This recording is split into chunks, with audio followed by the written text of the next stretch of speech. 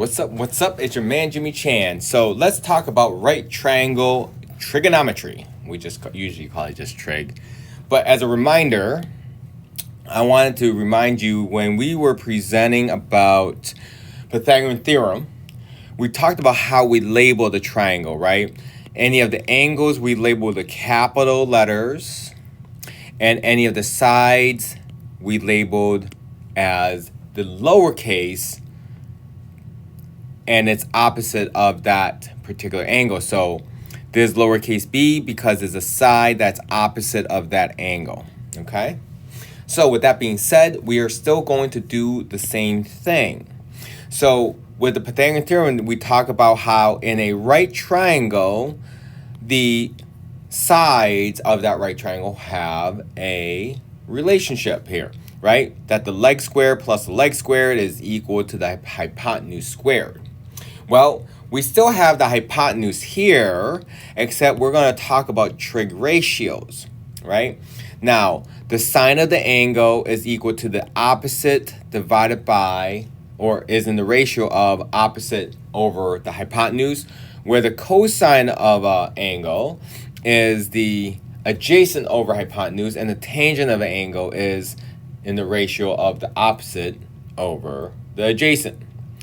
So if I was to do the trig ratios for angle A, then what I would want to do is I would want to focus on angle A, okay, right here. And based on angle A, what do I know? What I know is that the C, right, the C is going to be my hypotenuse, right? That's going to be my hypotenuse. So what is opposite of this angle right now? A. Well, what's opposite of it is lowercase a. So opposite of it, so this must be opposite. Okay? My A must be opposite. Okay? All right, so I'm left with the side B. And side B, since it's attached to this angle, this must be my adjacent. My adjacent side, okay? So because of that, now, well, I should also say this. Based on these ratios that I gave you up here on the opposite over hypotenuse and so on and so forth, a lot of people try to remember this as so, ka, toa. Okay, meaning, well, not meaning, just taking its beginning letters, just like PEMDAS, right, and coming up with something short to remember, like PEMDAS, right? So if you want to remember SOHCAHTOA, that might help you remember the ratio. So means that the sine of an angle is going to be opposite over the hypotenuse, while cosine is going to be adjacent over the hypotenuse, and tangent is going to be opposite over the adjacent, right? So if we look at opposite over hypotenuse, that would be A over C. So that's exactly what I have here, right? Everybody see that? So opposite was here, the A. The hypotenuse is C, so I got C. Adjacent over hypotenuse. So adjacent is B over C. So what do I have? I got B over C. Tangent is opposite over adjacent. So opposite is A over adjacent is B. So it's A over B. That's exactly what I have. Now, if I wanted to focus on B, that's certainly fine too. I just focus on B, right? So I can still see that my hypotenuse is C.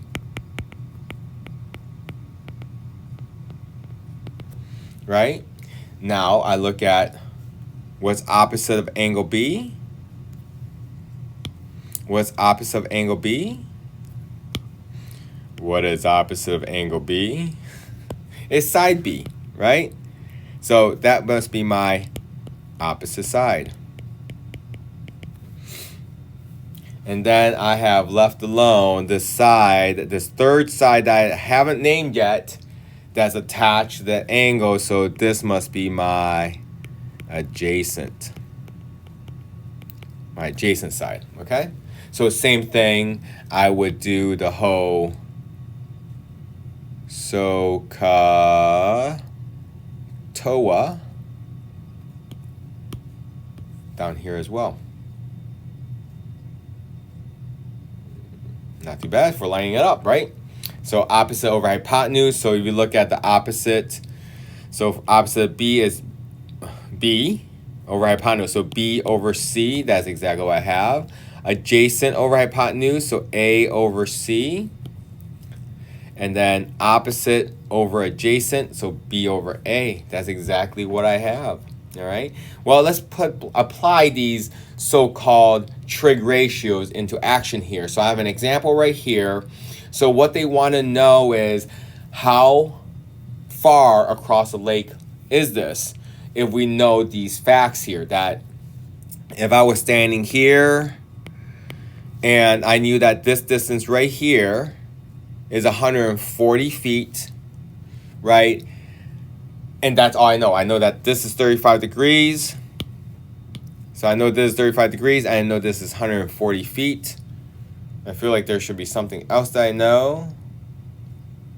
Nope, I don't know anything else. But I do want to know, how far is this?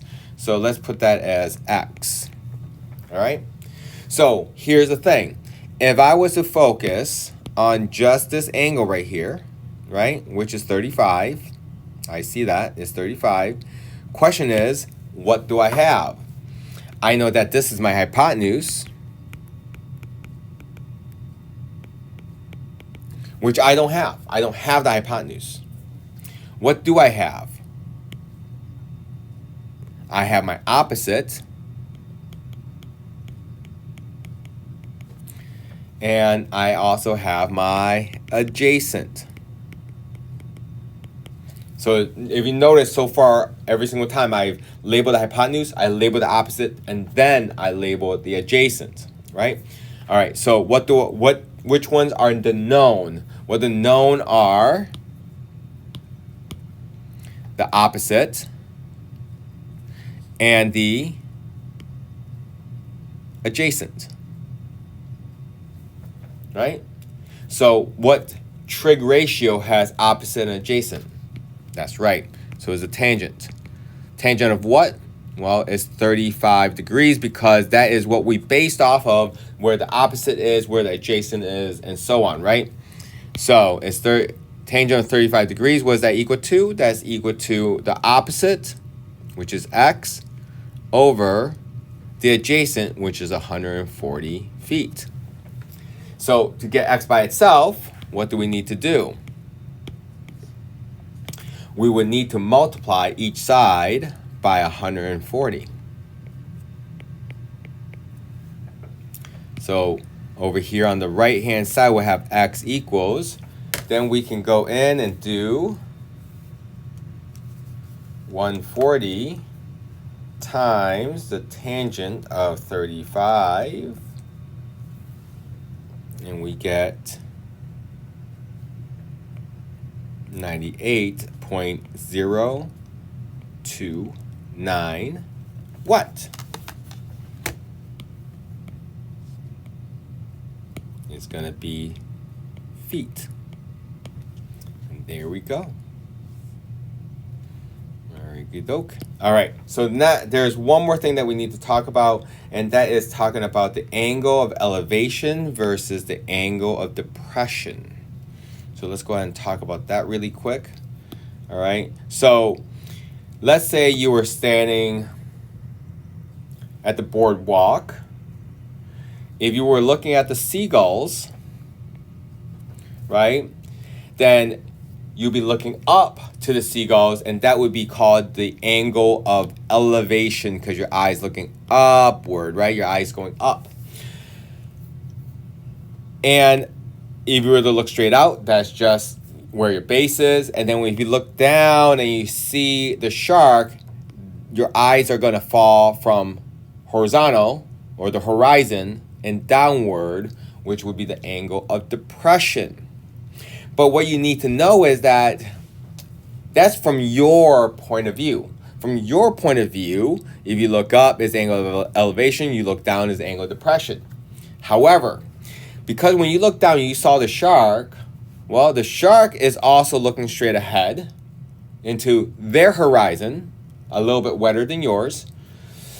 When they look down, they're looking at the tinier fish that they can go attack.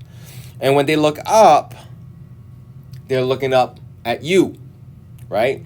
So your angle of depression is the same as when they look up to you, which is their angle of elevation, right? So your angle of depression would be their angle of elevation, right? Based on theirs. So if you notice, what do we know? What do we see here? If you notice, you staring out to the horizon and them staring out to their horizon is really two parallel lines cut by a transversal. So again, as you look down to the shark and as the shark looks up back at you, your angle of depression and their angle of elevation is exactly the same, which makes sense because these are also known as alternate interior angles, right? Two angles between the parallel lines, and they're on alternate sides of the transversal, all right? So that is what we kind of have to understand.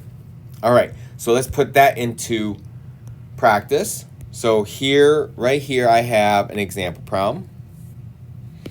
So what I have is that you're on the balloon and you're looking out to the horizon. And let me do this really quick. Whoop. Gotta take the seagulls. Gotta take the waves. Oh, shoot.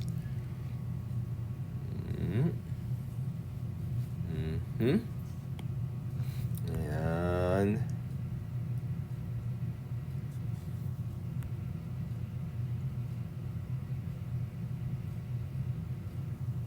that will work.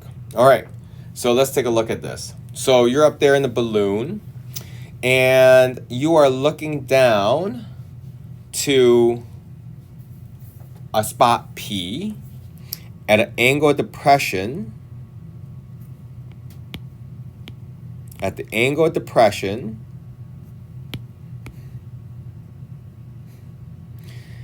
it takes me a little bit of time, I guess. Okay, so here's the angle of depression of 39 degrees. So what it's saying is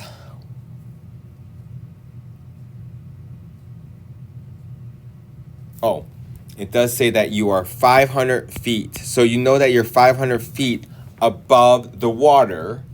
The question is, how far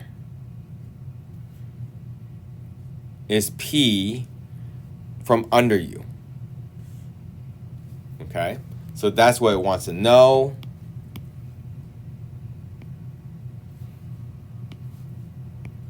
That's what I gotta find out, okay? So let's go and do that, and let's see.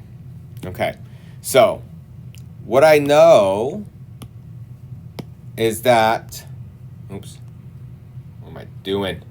What I know is that this 39 degrees has nothing to do with this triangle that I see right here, right? Because right now you see this triangle right there. But that 39 is outside of that triangle. Ah, you're right. So because you have alternate interior angles, this must also be 39 degrees in that triangle. And when I look at, based on this angle right here, I have my hypotenuse right here. I have my opposite over here. and I have my adjacent right down here.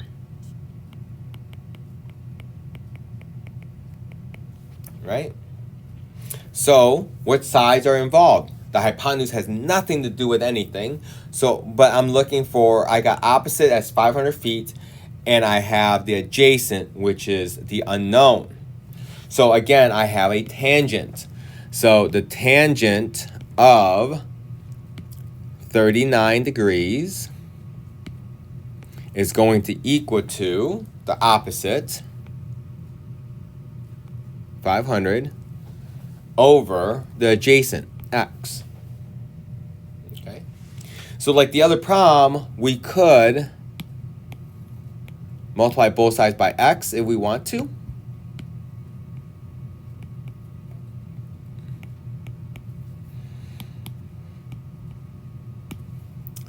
So now I have x times tan of 39 is equal to 500. So x is going to equal to 500 divided by